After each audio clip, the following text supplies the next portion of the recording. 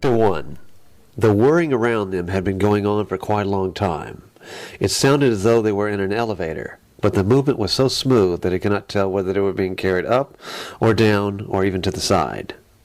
Once again, as they had done several times in the past hour, his hands moved involuntarily to reach up and push the blindfold away from his eyes, and once again they were stopped by the cord that bound his wrists.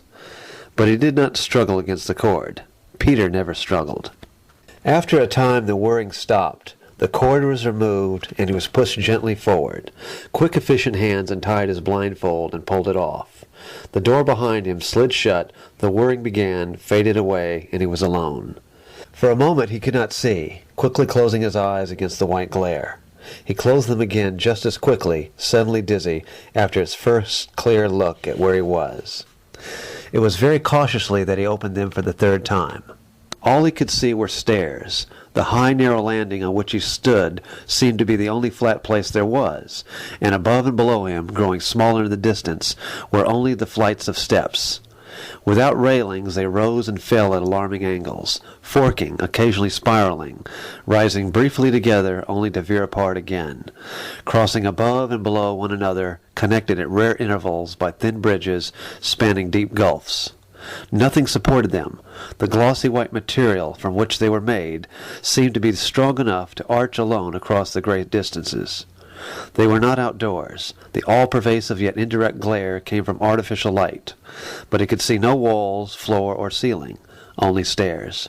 It was terrifying. The vast spaces on all sides of him, the precariousness of his position were enough to make his sight dim and the blood rush from his head. And the stairs, twisting around him in senseless complexity, endless, going nowhere, dizzied him, sending him stumbling back towards against. He spun around, stopping himself just in time from plunging into the gleaming white void behind him. There was nothing but empty space, and more stairs. But the elevator, there had to be a wall for the elevator to move in. But there was nothing. It must have been some sort of electronic bucket on a chain. Shaking, he sank to his knees at the base of a flight of steps leading up from the landing. He wrapped his arms around himself and dropped his head onto his chest, closing his eyes, and tried his best not to move or to think. Why had they put him here? It must be some kind of punishment. But what had he done wrong? They had been strange to him recently, he began to realize, going over the past week in his mind. The lingering looks he had noticed, as though he were ill, little extra gestures of concern, like the second piece of pie he had been given at lunch yesterday. While they had been happening, he hadn't seen any real significance to them, but now, putting them all together, a pattern began to emerge. But it was not a pattern that should have led to punishment. It was more as though they knew he was about to undergo a dangerous operation.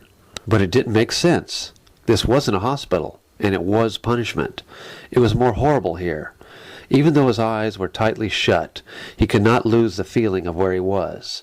The smallness and the vulnerability of his perch made his skin prickle, and his head began to spin again. No, he tried to tell himself. Think about something else.